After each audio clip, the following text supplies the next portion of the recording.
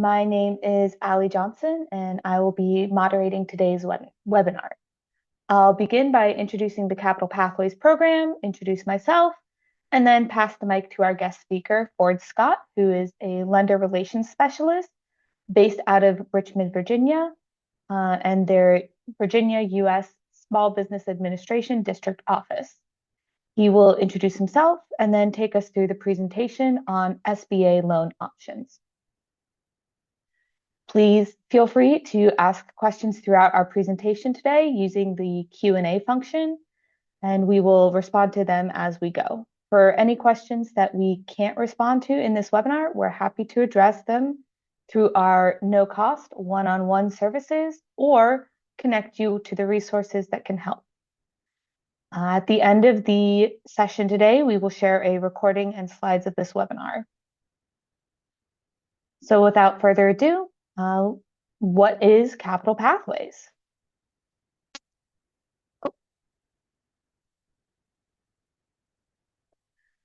Capital Pathways is a program funded by the U.S. Treasury SSBCI initiative, sponsored by the Virginia Department of Small Business and Supplier Diversity, and it is hosted by the Virginia SBDC and George Mason University.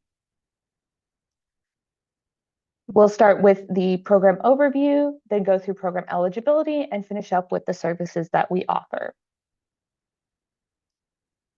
Capital Pathways is a no-cost, specialized SBDC program that helps small businesses build the systems and habits that are needed to become capital ready.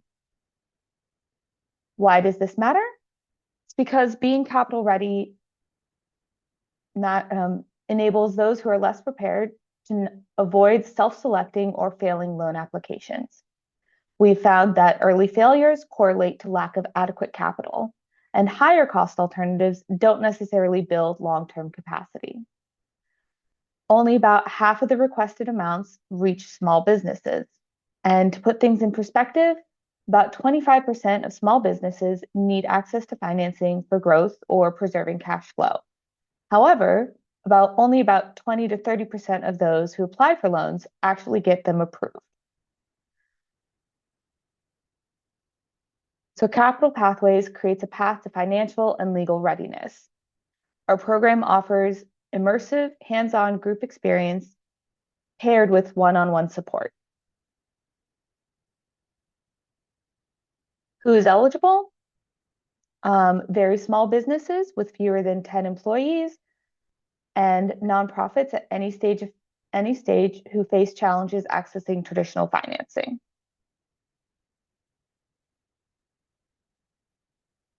The services that we provide include guided self-assessment, legal structure validation, financial skills and tools, and loan application readiness. We start our processes with a self-assessment that pinpoints your business's key gaps so we can connect you with tailored resources, either through our Capital Pathways program or one of our other resources that are able to help.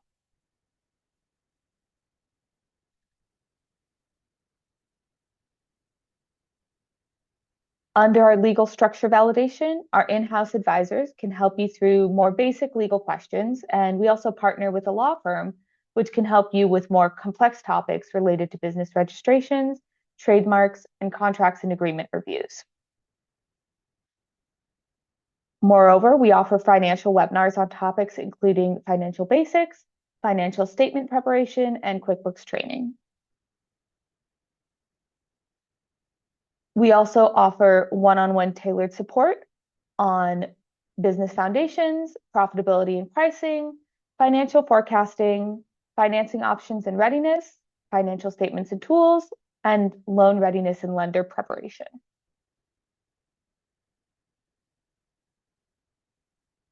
Finally, our loan application readiness services include both webinars and one-on-one individualized support. These webinars are on topics such as what lenders look for in loan applications, interactive mock loan interviews, and sample application analyses, as well as webinars like today's, which is on SBA loan options. We also have a partnership with a lender that provides one-on-one support for those looking for capital.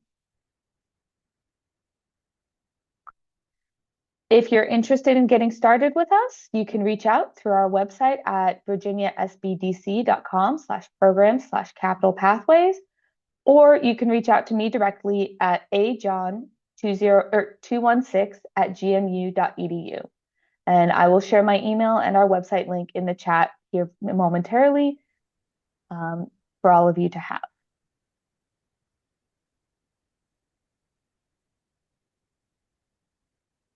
Now, over to introductions. As I mentioned before, my name is Allie Johnson, and I am today's moderator. I'm the Program and Intake Coordinator for the Capital Pathways program and have a professional background in economic development, small business support, and access to finance projects, both domestically and internationally.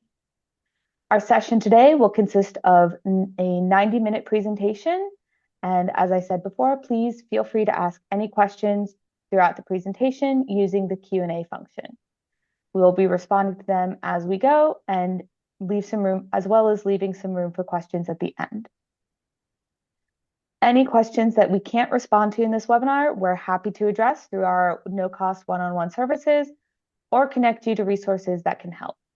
And as I said before, we will share a recording and slides of this webinar afterwards. Now I'll pass things over to Ford when he's ready to go to introduce himself, tell us a bit about his background, and start the presentation. Good morning, everyone. My name is Ford Scott. As Allie said, I'm what they call a lender relations specialist with the Small Business Administration. Our office covers all of Virginia except Northern Virginia. But for those of you that might be in that area, if you have any questions, you're welcome to contact me as well. I'm just going to wave to everyone. I'm going to turn my camera off, and then I need to do a setting on my slide deck here.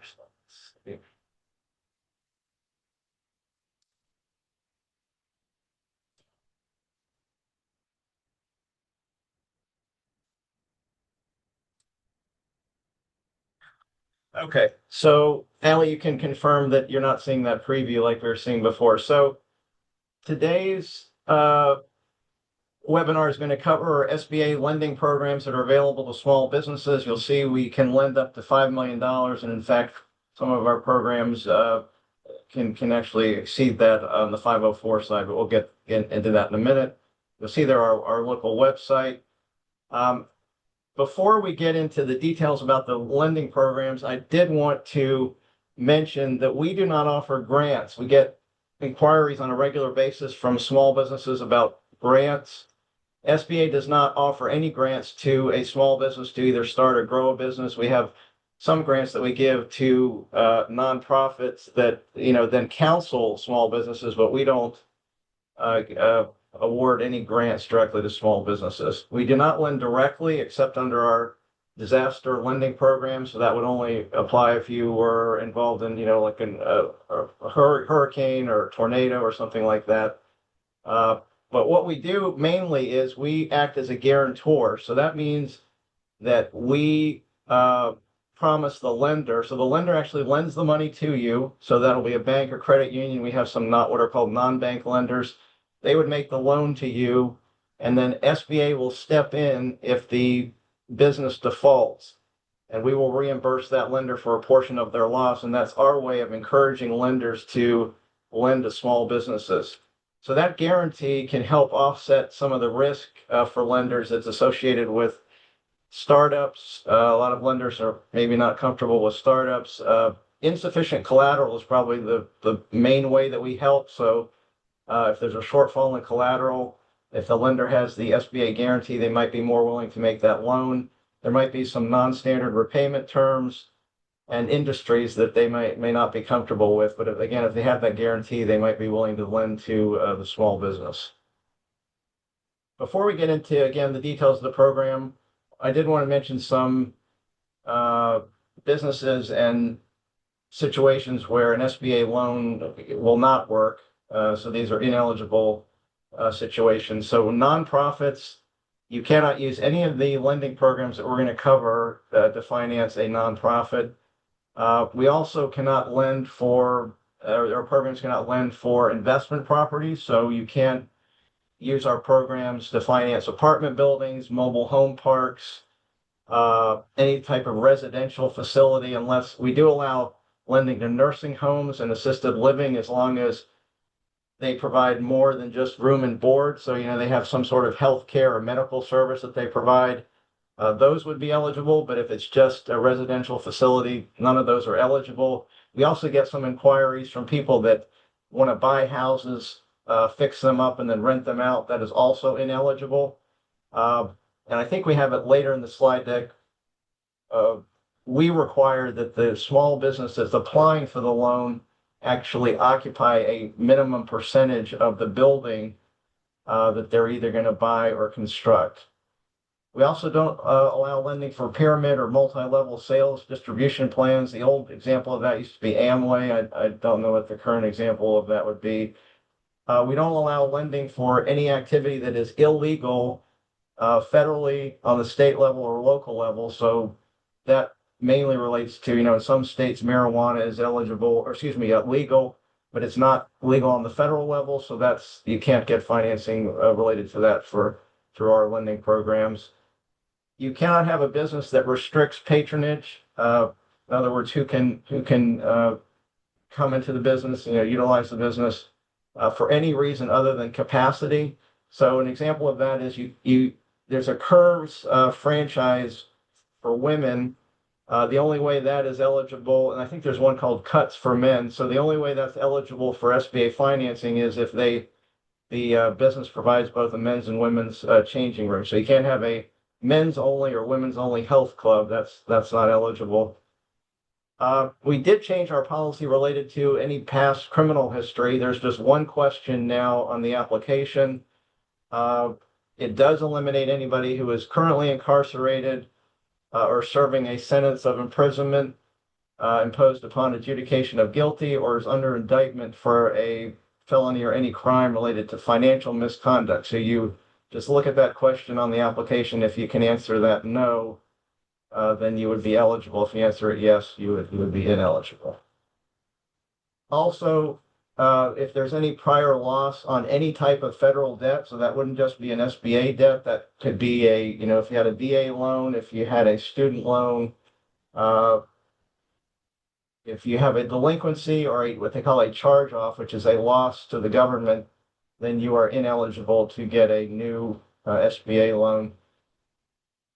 And then our lending programs are limited to businesses with 100% direct or indirect owners that are U.S. citizens, U.S. nationals, or legal permanent residents. There is a process that you go through if you're a legal or lawful permanent resident. They'll ask you to fill out a form and provide a copy of your green card, and then we send it over to the USCIS agency for confirmation. So the first of the three programs that I'm going to outline here is called the 7A program. This probably accounts for at least 90% of our total lending. It can accommodate pretty much any legitimate business purpose. So I've already mentioned you can use it to acquire, construct, owner-occupied commercial real estate. You can use it for working capital. You can refinance debt, purchase machinery and equipment, furniture and fixtures, supplies. We do allow use of the program for business acquisitions, changes of ownership, franchises as well. And then you can have multiple purposes included in one loan. And this program does have a maximum of $5 million, so your loan amount cannot exceed $5 million. There are additional criteria that the lender has to follow in terms of looking at your financial information, both personally and on a business level. But the lender will figure out which program is probably the best fit. I think I've given to Allie, there's a loan chart and it outlines the different lending programs, but you do not need to become an expert on our lending programs. You can just communicate with the lender and they'll figure out what the best program there is. The second program is called the 504 loan program. This works a little different. So they sometimes call this the 50-40-10. program where a commercial lender will lend you 50% of the total financing that you need. This program can only be used for owner-occupied commercial real estate and or heavy equipment. And when they talk about heavy equipment, they mean it has a useful life of at least 10 years and it's put in place and stays in place. So you can't finance trucks through this program, but I mean, the only example of equipment used to be a printing press. You know, that's put in place and stays in place, but that's probably not a good current example. But nothing that moves around, you can't finance that. So only those two purposes are eligible for the program. And again, the lender will lend you 50% of the financing you need. SBA generally comes in for 40% of what you need. And then you will be required to come to the table with a minimum of a 10% equity injection, cash injection. The benefits of this program to the small business, there's several. One, because we are financing a portion, that 40%, you get a 25-year, if you're financing real estate, you can get a 25-year fixed rate loan for that portion of the project. Excuse me, and that interest rate that's charged, that fixed rate that is charged, is generally lower than what is available conventionally. So you get a long-term fixed rate loan that you probably wouldn't be able to get on a conventional basis. You can also include some out-of-pocket costs, closing costs, appraisal costs, things like that that you would normally have to pay at closing. So that's another benefit. And you can also, so I mentioned the 7A program a minute ago, you can combine these programs. So you can finance your real estate, let's say, through the 504 program, and then combine it if you need working capital, inventory, things that are not eligible under the 504 program. You can combine the programs as long as you haven't exceeded the maximum. This program is administered through what are called certified development companies. And when you get the slide deck, you'll have the link there at the top. We have three, they call CDCs in Virginia. You're welcome to reach out to any of the three and discuss your potential request, and then they'll walk you through the process. They will actually facilitate that application process for your small business. The third program is our microloan program. The first thing I want to mention here is the SBA designates the lenders who can make these loans. In Virginia, unfortunately, we do not have a lender that is statewide. So we have sort of some gaps there. We have some gaps in the Richmond area and then in the Hampton Roads area, but that may change. But right now we don't have that. So you would need to check to see if a microlender is available in the location where your business is located. So this loan can finance loans up to $50,000. You'll see there what is eligible. You can do working capital, inventory, supplies, furniture and fixtures, machinery, equipment. You cannot finance real estate. You can refinance existing debts as long as that will improve your debt position and cash flow. And you'll have the link there where you can look to see if there's a lender that covers your area. And the way this program works is SBA lends money directly to these lenders, and then they turn around and lend the money to you. So we're not providing a guarantee, we're just lending the money to them and then they lend it to you. So in terms of what to do before approaching a lender, I'm trying to see if I can get rid of this window here. Okay, there. So as with many things in life, the better prepared you are, the better the outcomes. So one way that you can improve your chances of obtaining a loan is to either prepare a loan proposal or a business plan. So if you think of the difference between a business plan and a loan proposal, the business plan is sort of the overarching document for your entire business, what your plans are, etc.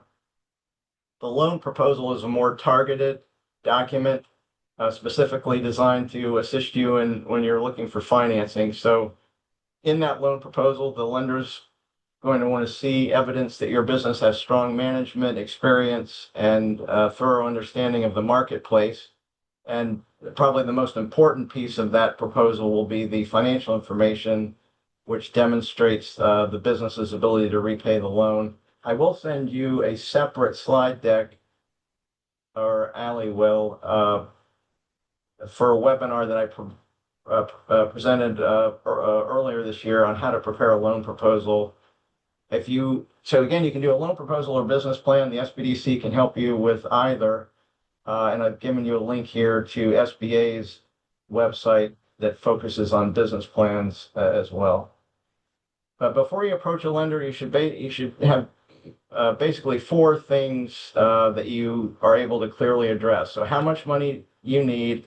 I usually say with small business lending, it doesn't work the same way that mortgage lending or auto lending works. I've recently bought a car. I went to a lender and said, how much do I qualify for? Small business lending does not work that way. So you need to tell the lender the amount of money that you need to borrow, and then you will outline in detail what you'll use that money for. So you need to come to the table with a loan amount. Now that may change. The lender may have some guidance for you and say, hey, maybe you don't need so much here. You might need more in this area. So that the figures might change, but you need to come to the table at least initially with that figure and then a breakdown of how you'll use the money. You also need to indicate how you'll repay the loan. That's probably, again, the most important thing the lender's going to look for. And then what you'll do if your business is unable to repay the loan. So that mainly focuses on what collateral is available for the lender. But we'll go into that more in a minute. We're often asked whether the lender will pull your personal credit report. Most, if not all, lenders will do that. That's not something that's just special to SBA lending. That's a common practice for conventional lending as well. So they will, in all likelihood, obtain a copy of your personal credit report. We encourage you to, before you approach a lender or submit your request, to get a copy yourself of your credit reports and see if there are any errors on there. See if you could clear up, any, like if you're late on some payments or something, clear that up before you apply for the loan. And you'll see the third bullet here. You can get free copies of your personal credit report from this website here. I do this actually myself every year. You can get one copy from each of the 3 credit bureau agencies. It won't give you your credit score. You'll have to pay the extra dollars for the score, but you can just get a copy of the report and see what's on there and then clear it up. If you need help in repairing your credit history, we don't have a listing, but I know that the State Corporation Commission has a listing on their website. And the only thing I would say related to that is just do your due diligence. Make sure you're working with a reputable credit counseling service if you're gonna look into doing that. In addition to personal credit reports, there are commercial credit reports. There are 3 entities that have those reports: Dun & Bradstreet, Experian, and Equifax. And I've given you links here. One caveat with this is some of the information is free. I think they'll allow you to just look and see what they have on your business, if they have anything at all. But then beyond that, they will sometimes want you to pay for, let's say you want to be notified on a monthly basis or something. If the information changes or something, you may have to pay for that. So just one caveat there. Some of it's free, but they do charge for some of their services. So in terms of what a lender will look for when they're reviewing your business loan application, they're going to look at the owners of the business, owners and operators, to be sure they're of good character. One way that they assess that is by looking at your personal credit reports. Have you been willing to meet your payments, on your debts? So that's one way they look at that. A feasible business plan, we talked about that a minute ago. Management expertise. They'll want to know your background, either in the industry that you're in, or if you're starting a business, the business you're starting. And if you're going to have a hired manager, you would want to outline that for the lender and then give their background. Sufficient funds, including the SBA loan, to operate the business on a sound financial basis. Adequate equity. I will say in terms of equity, SBA does set a minimum of 10% minimum for under some of our programs for startups. For our SBA Express program, the lender gets to this, it's the lender's decision. But actually, in all cases, ultimately, it's the lender's decision. We only set that minimum for startups and changes of ownership, but ultimately, if the lender wants to require more than that, we don't prohibit them from doing that. Sufficient collateral, although I did mention earlier, insufficient collateral is a common reason that lenders use our program. So if you have a shortfall in collateral, but you have a good business and you can show repayment ability, then the lender is likely to be willing to use our programs for that. And then the last bullet there, the reason it's in red is because it's the most important. The lender wants to see how you're going to repay that loan. If you're a startup, they will ask to see projections. If you're an existing business, they will either look at historical information, financial information, or if you haven't been profitable, they will ask for projections. So it's a couple of common questions we get related to applying for an SBA loan. Do you apply directly through SBA or to SBA? The answer is no. You always apply directly through an SBA lender. We do not accept any applications here. All of your documentation will be given to the lender that you're working with, and they will outline for you what they need from you. And then in terms of paperwork, this slide deck is designed to give an outline of what a lender will ask for, but each application is different. We can't really cover everything. But again, the lender will outline for you what is needed, and then you would return that information to the lender. So here, now we're getting into the meat of the application document. So for every type of SBA 7A loan, there is they call it a borrower information form. So that's your application. It's filled out by the business, not by the individual owners. So the business, the owners would fill it out, but only one person signs it, and it doesn't, you don't have to have a separate application for each owner of the business. It's just for the business itself. Personal financial statements, the lender will ask for a personal financial statement for every 20% or more owner of the applicant business, and also any guarantors. SBA requires that be no older than 120 days when it's submitted to SBA. And it must include the assets of the spouse, the owner's spouse, and their minor children. There is an SBA form that's available for that, or the lender's permitted to use their equivalent form. If you just wanted to get an idea of what the lender will ask you for on that personal financial statement, you could look at that Form 413 link here when you get the slide deck, and that'll show you what they'll ask for. If the lender's charging you a fee, this would be a non-SBA fee, and it's greater than $2,500, there'll be this form that has to be filled out. We also ask that the lender obtain from the IRS federal business income tax transcripts. So they're going to ask for the last 3 years worth of income tax transcripts just for the business. We do not require them to get a copy of your personal income tax transcripts. And the purpose of doing that is to ensure that the business is small, because SBA loans can only be used for small businesses. And then the most important, which is why it's in yellow, is to ensure that the financial information that you've given to the lender with your application matches what you sent over to the IRS when you filed your tax returns. And we did see during the pandemic, this came up where some businesses were applying for an SBA loan and the data did not match. So just make sure that anything you give to the lender matches what you submitted to the IRS. The lender will ask also to see business financial statements for the last 3 years. If you're a startup, I mentioned the monthly cash flow projections, and we've got a link later to a template, I think, for that, that you can use for that. And then you'll need, if you're a startup, you'll need it for at least the first year until positive cash flow can be shown. Again, I don't want to fill your head with too many details, but when you get the loan chart, you'll see we have a designation called Small 7A.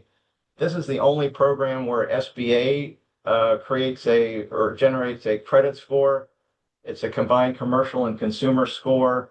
And that score drives a lot of the approval decision because SBA has determined that that's a good indicator of repayment. So the process is much shorter and the turnaround is faster. So this minimum score is not going to be meaningful to you because, again, it's a combined commercial and consumer score. But if you think of the entire range of scores, it's not the bottom because most lenders don't want to be lending to the, people with very low scores, and it's not the top because they can generally get financing elsewhere. It's sort of the middle range of scores.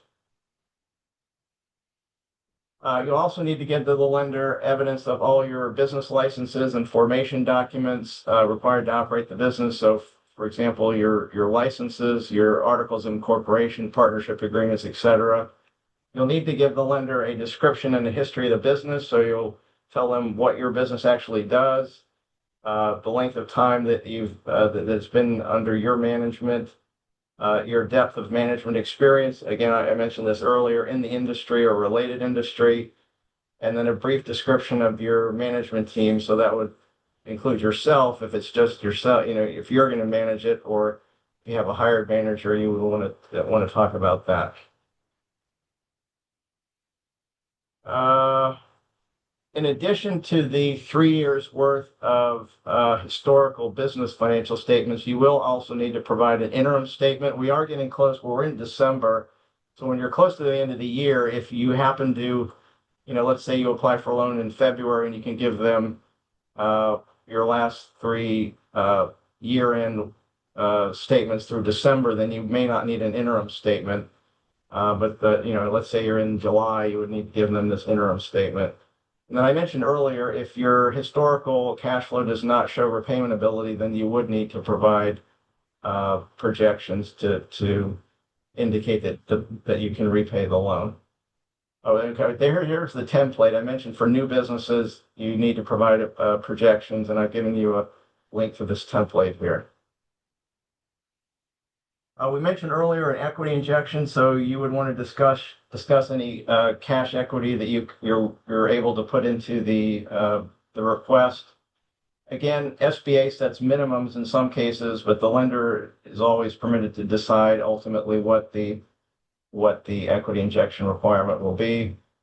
If you're an existing business, you will need to provide to the lender a schedule of any current business debt. So you would list each debt, the creditor name, when it originated, what the original loan amount was, and then the balance. The lender will want to see that. If you're refinancing debt, you will also have to provide a copy of the promissory note and a payment schedule showing that the debt has been current for the last 12 months and is currently current. And you'll see there we define current.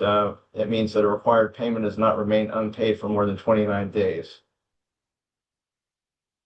If you're renting space, you'll need a copy of the lease. And generally, SBA requires, and this is on all of its programs, that the lease for your space at least equal the loan term. So the lease that you have, so it'll have a lease term, and then it often will have options to renew that lease. So if you combine those two, that would have to at least equal the loan maturity. So if the lender gives you a 10-year loan, your lease would have to have a term including options to renew of at least 10 years. If you happen to be a franchisee, you would need to provide a copy of the franchise agreement and what they call it's a franchise disclosure document to the lender, and any other documents that the franchisor is requiring you to sign. You would need to mention to the lender any federal, state, or local citations which might preclude you from normal business operations. Also discuss any liens, judgments, bankruptcy filings, or pending litigation, including divorce proceedings. I'll mention a couple of things about that. So bankruptcies, we get questions on that frequently. SBA has no written policy related to bankruptcies. The lender considers that when they're making their credit decision, but we don't have a hard and fast rule that says if you filed for bankruptcy that you are ineligible. Mainly what the lender's looking for there is that you reestablish credit and show that you've been current on that credit since the bankruptcy. And then in terms of a divorce proceeding, what is often said related to that is if you're in the middle of a divorce proceeding and you can't outline for the lender the ultimate breakdown of the assets, who's going to own what when the divorce is finalized, then the application is not likely to move forward because SBA needs to know what the asset breakdown is there. So it's better to wait until the divorce is finalized before you're applying for the loan. If you're buying equipment, inventory, or other assets, the lender will want a detailed listing of what will be purchased and cost quotes. This comes up often with franchises. So the franchisor usually will give you a breakdown of what you need, but they don't always give you a quote, a cost quote for maybe your particular area. So you would want to check on your own to be sure those values that they've given for those purchases are in line with what that you might ultimately find when you're trying to buy those things. Collateral, so we've mentioned this a couple of times. You would just outline for the lender all your business and personally held collateral that's available to secure the loan. If you're buying an existing business, the lender would need a copy of your buy-sell agreement. That's the agreement between you and the seller. The second bullet here is we're just mentioning this. You don't have to handle this. The lender will handle it, but we require on all business acquisitions that a business valuation be performed. There are some cases where the lender can do that. Other cases, they have to go out and get an independent third party to do that. I'll just mention related to that, you can't, the bank is prohibited from accepting a valuation that was maybe ordered by the seller or the buyer. So the lender has to order it, has to be addressed to the lender, and unfortunately, they will not be able to use one that you maybe obtained on your own. There will be a requirement for what they call a pro forma balance sheet, which is a business balance sheet as of the date of the transfer of that business. Copies of the seller's financial statements for the last 3 years will have to be provided. And then an interim statement, again, depending on how far away you are from the end of the fiscal year. I also want to mention, so when you're talking about a business acquisition, SBA wants to see that there's some benefit to the business. We don't really care that the buyer's getting a great deal, the seller's getting a great deal. We want to see some sort of benefit to the business itself. So one example of that might be, let's say somebody's run a business for 30 years. They want to retire, and if they didn't sell the business, they would shut it down. So that's preserving the existence. Another example might be where the current owner is an absentee owner, and they put a manager in place to run the business who hasn't really been doing a very good job of it. And you're going to come in and you have plans to build that business back up. So there has to be some sort of justification for the change of ownership. The lender will discuss that with you. And then the last bullet here, if you're buying real estate, the lender will need a copy of the signed purchase agreement. And then we just put this note in here, depending on the property, well, on all cases where commercial real estate secures the loan, the lender has to do an environmental investigation. You're not responsible for any of this. I'm just mentioning it. So let's say you're buying a property that was formerly used for a gas station or similar type of business. The lender will have to get what they call a phase 1 environmental report, and they will pass that cost on to you. But again, you don't have to take care of any of that. I'm just mentioning that as a potential possibility depending on the circumstances. One note about closing costs. So the lender is permitted to collect from the business necessary out-of-pocket expenses such as filing or recording fees, photocopying, delivery charges, collateral appraisals. We just mentioned the environmental investigation, and they will pass those costs on to you. If your request involves the acquisition or construction of real estate or a business acquisition, we we've talked about that. So you'll need the valuation on the business acquisition side, and then you'll need a commercial appraisal if you're buying real estate. Now, again, this is not your responsibility, that's the lender's responsibility, but I'm just mentioning it because that cost will be passed on to you. For every program that we've mentioned today, there's a requirement for personal guarantee, and it's required for every 20% or more owner of the business. That cannot be waived. It's set in stone, so you should be prepared to provide that guarantee. There are some cases where potentially if there's an owner that owns less than 20%, SBA may require them to be a guarantor as well. That usually comes up when that person is critical to the operation of the business. It doesn't come up that often, but it may. And then SBA has its own form, its own personal guarantee form, and you can look at this link here.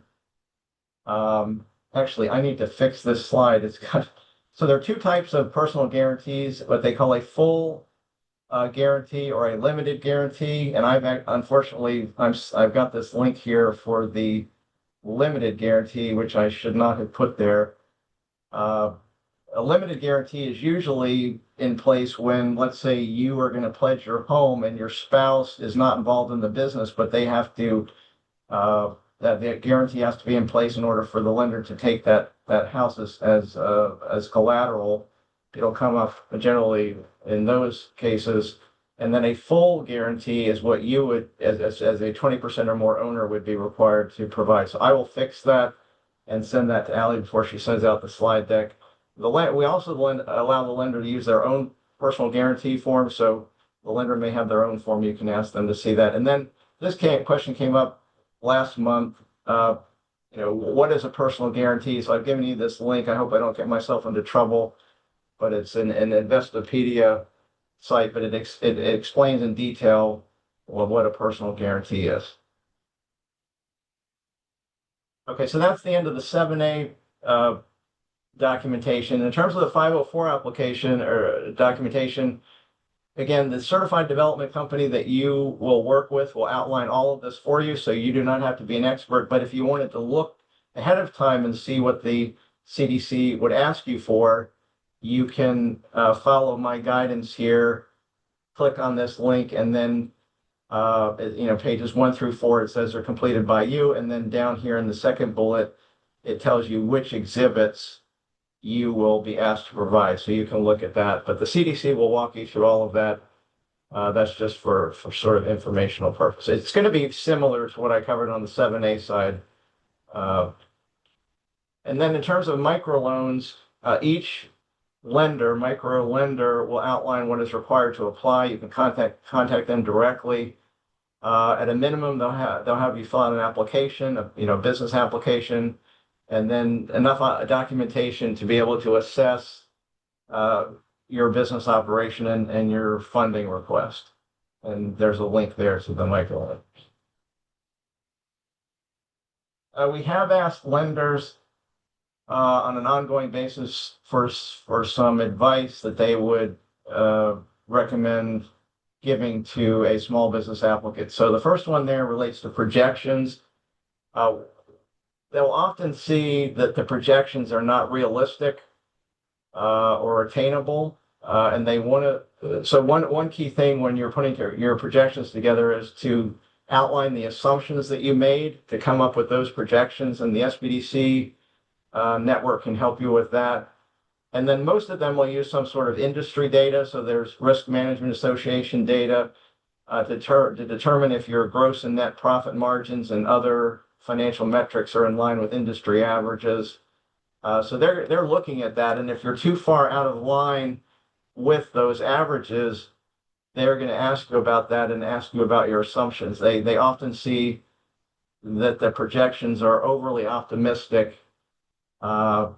So you want to be sure that you've looked at that. And I've given you a link here where you can look up some of those financial metrics and what they mean. The second thing they mention often is that a lot of the delay in the application process is not necessarily caused by SBA, or, it isn't caused by SBA, it's caused by the back and forth between the applicant, the business applicant, and the lender. So the lender, let's say you go to the lender, you apply for a business loan, the lender says, I need 5 items from you. What unfortunately happens is the small business will return only one of those items, and they say, well, I'll give you the 4, as soon as I can. Well, unfortunately, the lender will not be able to move that application forward unless they have all 5 items. So it's best to gather all of those together and then return them all at once, because your application will not move forward if you just do a sort of a piecemeal submission of that information. In terms of finding lenders, so the first, this slide here gives you a link to a list of 7A and SBA Express lenders that our office maintains. We try to have a contact name, phone number, and email address for a lender. And what I would encourage you to do is I would look at this list first to see if there is a contact name, instead of going to your local branch and just talking to anyone there, like the teller or something, because at least on this list, you're much more likely to get in touch with someone who may have an understanding of SBA lending programs. So you may want to use this list first. The other option, which is on this slide, is we have a system called Lender Match. This is where you go to this site. Unfortunately, you do have to have a user ID and password, but you log in, you fill out a questionnaire about your business and the loan request that you need, and that will get sent out to any lender who has signed up for where your business is located.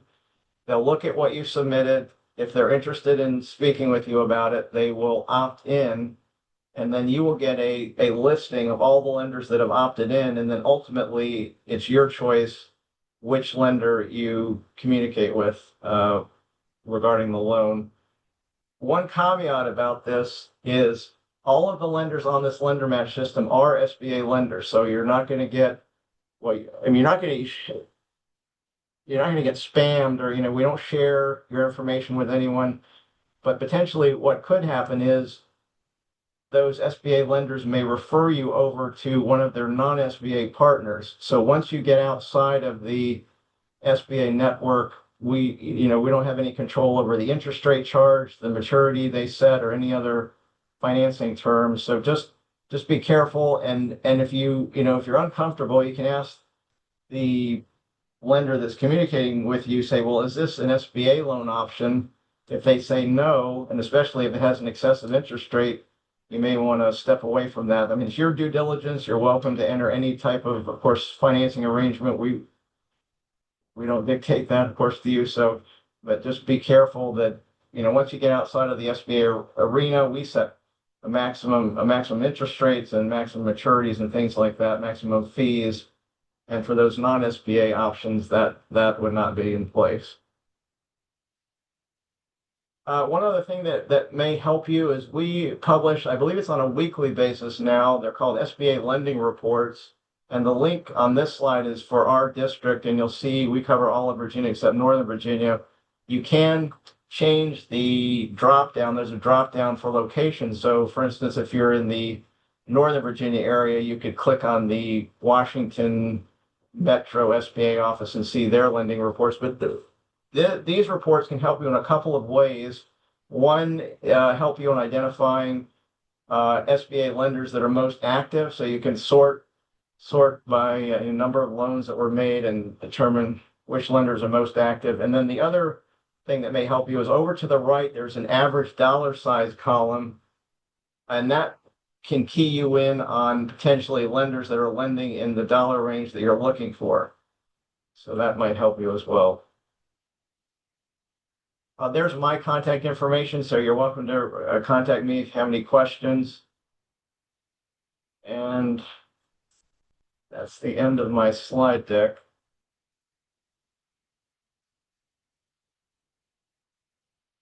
Allie, are you there? Yes, thank you, Ford. It looks like we do have a number of questions in the Q&A. Shall I read them out for you? Sure. Okay. Alrighty, so the first one is if my business is agricultural, would you recommend using the SBA or go to USDA for loans? Are there differences in the guarantees and rates? So the first thing I'll say is that lenders are permitted to use our programs for agricultural businesses. The only two caveats there are our loans cannot be used to finance any living space, so houses, things like that. And we see cases sometimes where an agricultural type business, let's say they're 100 acres, but your operation is only going to operate on, let's say, 20 out of those 100 acres. Well, we will not finance any more than the 20 acres, but we do allow financing of farm enterprises, agricultural type businesses. So it's really your choice. I will say that SBA's lending volume is generally higher than the USDA. Their number of loans that are approved each year are lower, but in fact, I might be able to do it right now. I can send you a link to, the USDA has several programs. They have what is called a business and industry program, which is very similar to our 7A loan program. I don't know the rates. You'd have to either contact them or look at their website, but I will find that link and put it in the chat. But so it's your choice. You could check with both and then see which meets your needs. And I believe, let me see. Well, you can keep reading, Allie, while I look something up. Sounds good. So our next question is from someone who has filled out an application before, and they say that their email was flooded with quote unquote potential lenders. How do applicants know if the offers are real? Okay, so that must be the lender match system, and I'm sorry that's happening. Probably the best way or the easiest way to tell is when they outline the terms for you, the interest rate, and you'll get our loan chart after this webinar, and you'll see we set maximum interest rates and we set maximum maturities. So one clue might be that their interest rate is excessive. It might be, I don't know, 20%, 25%. It could be some very high rate. That might be one clue. The maturity also could be another clue because they may set their loans up with, just a 12-month maturity for a term loan. So they're term loans and lines of credit. Lines of credit are and those are generally made for 12 months, but that's where you can draw and pay back and draw and pay back. So those would likely be for 12 months, but for a term loan, if they're going to make you just a 1 year term loan, that's not really common. So that might be another way. And then the third thing, I guess, would be if they talk about charging you excessive fees. We do set maximum fees that the lender can charge on our program. So those are three ways that you might be able to tell whether, and you could, well, if they're willing to be upfront with you, you could just ask them, say, is this an SBA loan that you're talking about? And if they say no, you could just say, well, I'm not interested. Say, I'm not interested. All right, thank you, Ford. Our next question is I'm sorry, Allie, I'm sorry, let me just say one other thing on that. So lender match, when you're in lender match, I talked about you will get the list of lenders that have opted in, and that's within lender match, and you can trust that. But what happens sometimes is you may be contacted outside of lender match somehow with potential offers, and that's another way to tell. So within lender match, those are or should be SBA options, loan options, and not those other options. Okay, Allie, sorry about that. No worries. So our next question is, what is the average rate that lenders give? So the rate will be determined based on a couple of things. One, just current market conditions, but the other is your particular request. If you have a higher uh, credit score, you're likely to get a better rate, a better term. We don't keep data on the average rate they're charging, but um, the chart that you get will tell you the maximum. So that will give you an idea of the maximum. Uh, and then that's on the 7A side. On the 504 side, those are actually posted monthly. And I believe we're now, let's see, I can tell you that. Give me a second.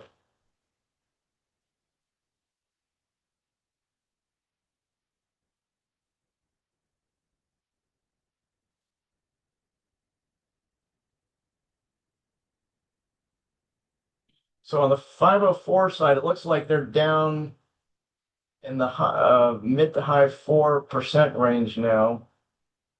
And my computer's not cooperating, but so somewhere between, high 4%, 5% on the 504 side. And on the 7A, it'll depend on your situation. And you'll see the loan chart where we set maximums. A lot of lenders will not charge the maximum, but again, it depends on your circumstances.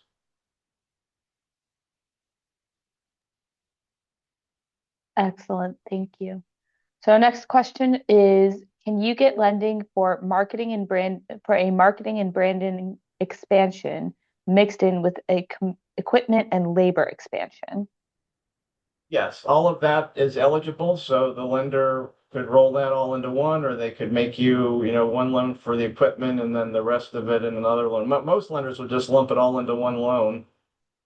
All of that is eligible. Marketing, branding, equipment, and labor. So all of it is eligible. You could just get one loan for all of that.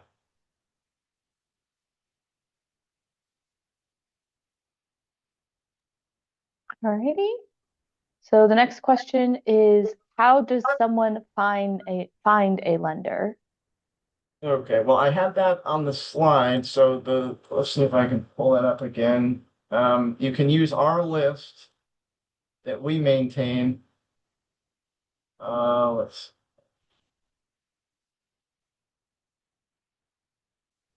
Oh.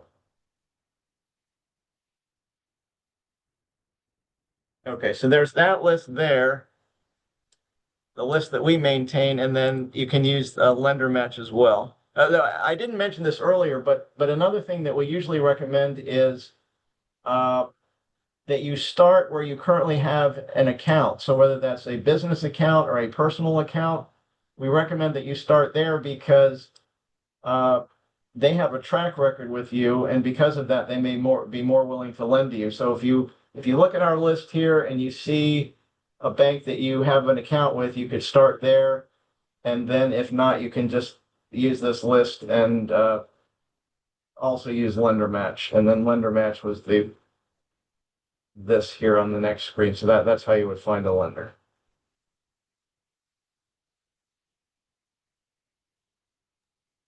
Thank you. So our next question is, what is the numerical range of quote unquote middle credit score numbers?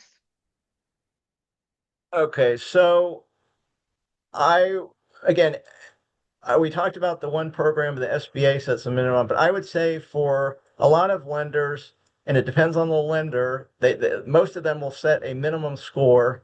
Some of them will, let's say, be comfortable with scores of maybe 620. Uh, some of them may be comfortable with scores lower than that. I mean, when you get into especially the 500 somewhere in middle to below that, you're going to have difficulty. But I would say somewhere in the 600 to 620, 650 range. But again, each lender will set their minimum score. And of course, if you have a high score, 700, 800, well, that's going to be helpful to you. But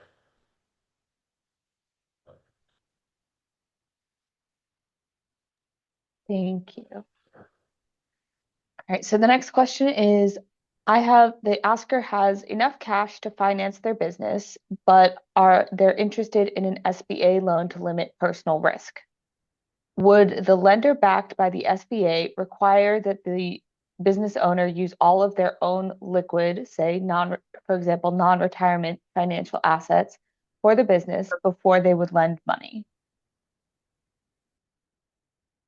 Okay, so they didn't say, okay, it sounds like it's a startup because they say have enough cash to finance the business. So if you're a startup, the lender will look for, as I mentioned earlier, some sort of equity injection they would not require you necessarily to inject all of your financial assets. SBA, just on a general basis, does ask lenders to look at the liquid assets of the every 20% or more owner of the business. And then if they're excessive, and there is a calculation that the lenders can use for that, then those liquid assets would have to be injected prior to setting the loan amount. But those levels are fairly high. So for most people, that wouldn't be a requirement. But again, so you're looking at a couple of things. Let's say you're going to apply for a loan for, let's say, 200,000, and you've got $5 million sitting in your account, in the CDs or stocks that are not retirement stocks. I mean, that's obviously excessive. But again, in most cases, that's not going to happen. And then the equity injection is the other consideration. Especially if you're a startup, the lender will likely ask for some sort of equity injection. We talked about the minimum of 10% on the 504 side that you would have. And then SBA sets the minimum on the 7A side of 10% for startups. In some cases, changes of ownership. So you wouldn't have to inject all of your you shouldn't have to inject all of your liquid financial assets before providing the loan. Thank you. The next question is, based on your knowledge with lenders, have you seen or heard where a loan amount is approved that is larger than the value of the collateral the business owner possesses? For example, can they seek a $150,000 loan with only $50,000 in collateral? So yeah, so you may remember that I mentioned early on in the slide deck that one of the primary reasons that lenders use our programs is that there's a shortfall in collateral. So the SBA does require the lender to look at what collateral is available, take what is available, and we have a breakdown. So for some of our smaller loans, we don't require that the personally held real estate, so that would be a personal residence or investment property, we don't require that as collateral on some of our loans, smaller loans. Larger loans, we do ask the lender to look at that. But let's say the lender does all that. They look at your business assets, they look at what might be available personally, and there's still a shortfall. SBA is fine with that. So as long as you can show repayment ability of the loan from the business operation, then SBA is fine with a shortfall in collateral. So you could get a $150,000 loan with only $50,000 in collateral.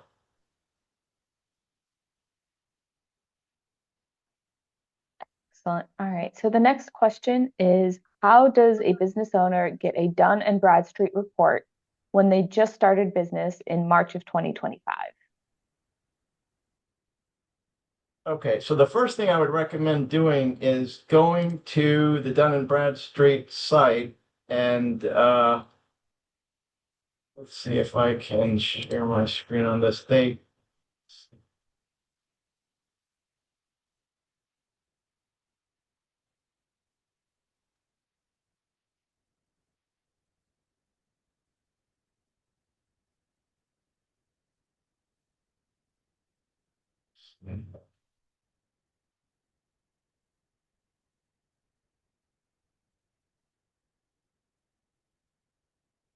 So you can go to the Dun and Bradstreet site and search for your business and see what they have. If there's nothing there, I I didn't mention this in the slide deck, but I have a separate slide deck that talks about establishing business credit, and I could share that with Ally. She could send that out, and it will outline how you can establish a business credit history with the three commercial credit reporting agencies that I mentioned. So I'm going to make a note here. I guess that's okay, Ally. Uh,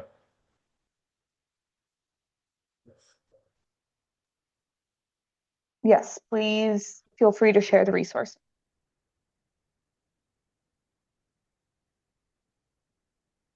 Okay, so I think I answered that. And before I forget, I was gonna, I back on the USDA options.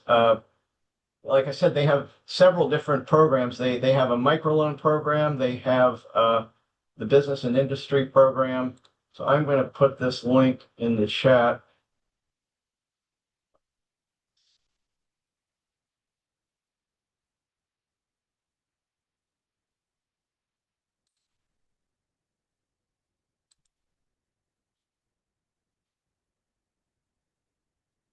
Do I use the chat, Ally, or the Q&A? Can I put something in the Q&A? No. Ford, I think you might be able to put something in the chat as well. Okay, well, I'll just put it in the chat. Okay, so USDA.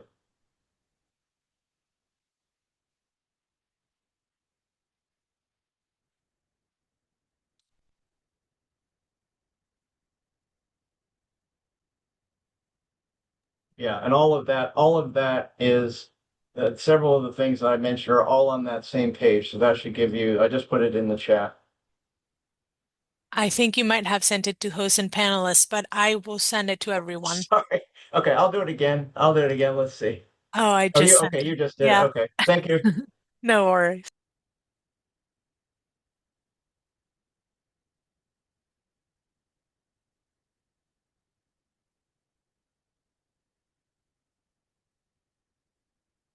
Hey, Allie, are you? Oh, there you Yep. go. All right. So our next question is, are there any, I'm guessing, lending institutions that specialize in transportation or moving, interested in purchasing land for a warehouse? Okay, so I will just mention we do get calls on a regular basis from, trucking companies, trucking operators. Unfortunately, many lenders are not comfortable with that, and even with the SBA guarantee, they seem to be reluctant to lend in that sort of industry. So it'll just depend on the lender. If you look at our list and you contact several and they say no, you may want to fill out the lender match questionnaire and see if you can get in touch with some other lenders that might be willing. But I just want to be upfront. That is a sort of lenders just don't seem to be comfortable with lending for trucking businesses. Now, moving companies might be different, but you know, long haul or that sort of thing, they're not really comfortable with that. You can use our programs to buy a warehouse. I think that might be a separate question, but that is eligible.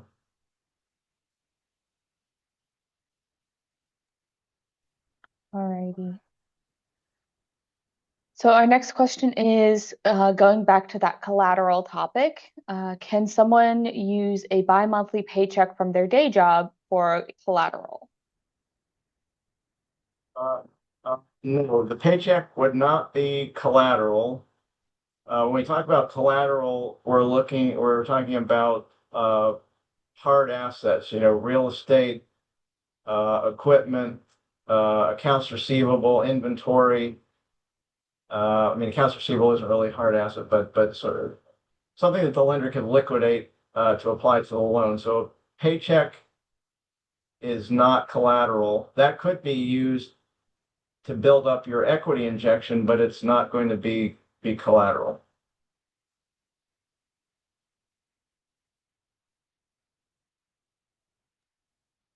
Good to know. All right. So there's one final question. Is there someone who can, oh, I guess we have two questions. Someone asking if there's a person or resource that can walk them through each step. And I'm assuming they mean each step of applying for a loan.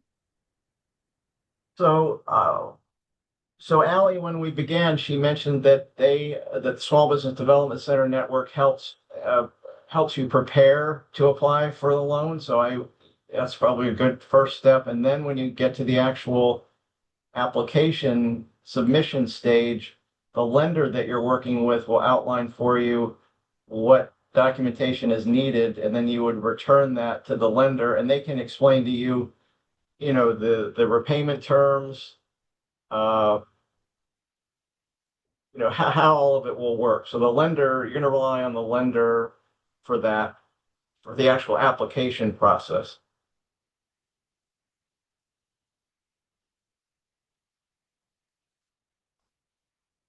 Alrighty, so our final question that we have in the queue is the question asker has been in the retail business for 4 years, operating at a loss, but does believe the business will be profitable with additional capital.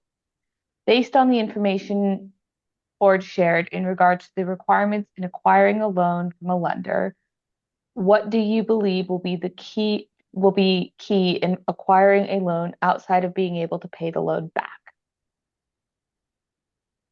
So I would say the lender is going to focus on the fact that there's been a loss for the last 4 years, and they're going to want to see how an additional injection of capital is going to reverse that. So they would want to see, have you expanded your market? They're going to want to see what has changed or what will change in the future that is different than what happened in the last 4 years. There also might be opportunities, and this is where the SBDC might be able to help for you to be able to show how you might cut some costs that would bring the business into profitability. But that's probably going to be a challenge. They're going to definitely want to know what occurred in the last 4 years and what is changing that's going to permit the business to be profitable with the additional capital injection, or the loan, new loan. And we talked about the projections. They're definitely going to want to see 2 years worth of projections, and the assumptions that you're making behind those projections to indicate that you can actually pay the loan back.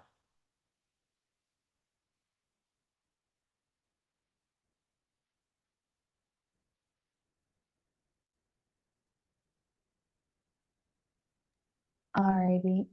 Thank you, Ford. Looks like we just had one more question come in. Person is asking, can they buy real estate, commercial land, and build for their business using a 7A loan? And if so, what is the timeline before they have to start repaying the loan?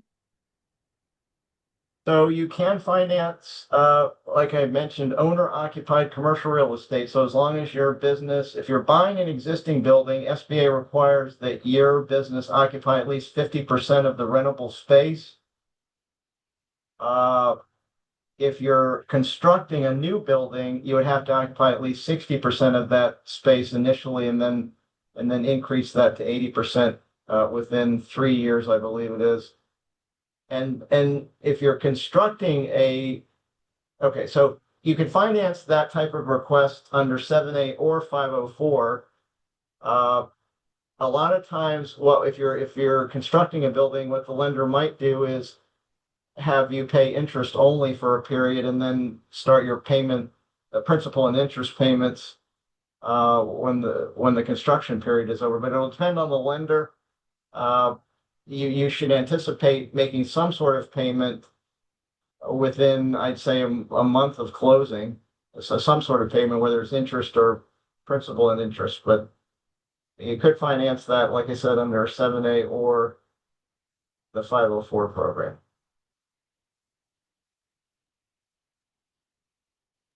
Good to know. And just as a reminder or note to the group, we have about 15 minutes left in our time. So if you have any questions that you have waited to ask, please do drop those in our Q&A.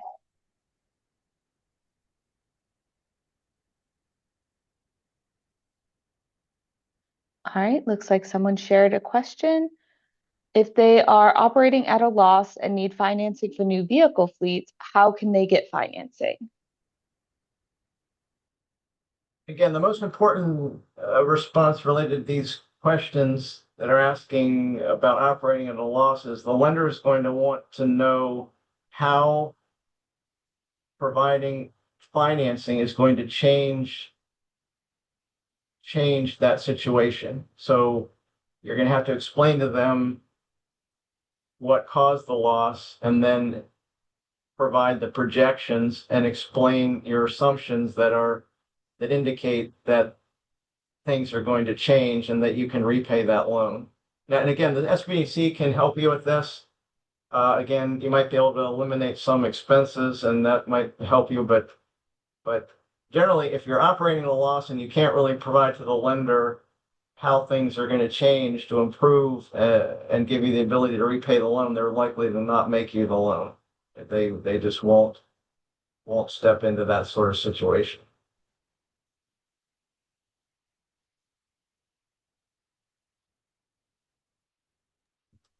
Okay. Once again, the window is open for folks to continue dropping in their questions. If we don't have any more, then I think we may end a bit early. All right, so I think this is a follow-up question. If the loss was due to the pandemic and not having profit to get new vehicles, but the new vehicles is what is needed to gain more revenue, what options are there? Okay, so we are in 2025. Maybe someone can help me remember when the pandemic was officially declared ended, but that's been, what, 2 years at least? So you can talk about that, but again, if that continued after the pandemic, I mean, you can always explain to the lender what caused the loss and then talk about how acquiring the new vehicles will assist you in becoming profitable. My recommendation would be for this type of question, contact the SBDC network and see if they can help you with that. But you're gonna have to show some sort of change. I mean, everybody, of course, we knew under the pandemic, the patient was dying. I mean, the whole country was in a crisis. So everybody understands that, but it's been a few years since that. So you'll need to just discuss that and what has changed and what's going to help with that. I don't know what kind of business this is, but anyway, I would encourage you to contact the SBDC network to discuss that with them, and they can help you figure out the best way to write that up and then approach a lender. Allie, I'm right? You can help with that, right? Yes, some of that advising is tools that we can definitely do with our one-on-one advising services. And it's a perfect segue to remind folks that I have dropped information to get started with those services in the chat. And those will also be part of the slides and recording that will be shared in about a week from this webinar. Any last questions before I close us out today?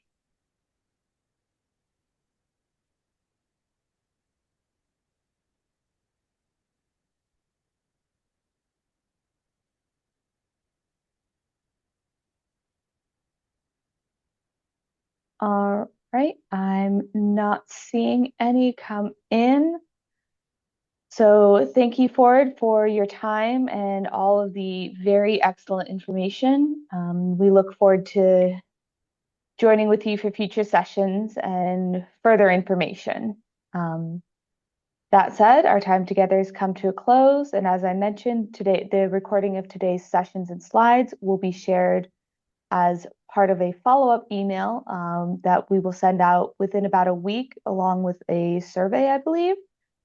And again, if we were not able to respond to any questions or you weren't sure if you should ask, please do send us an appointment request through our website or my email.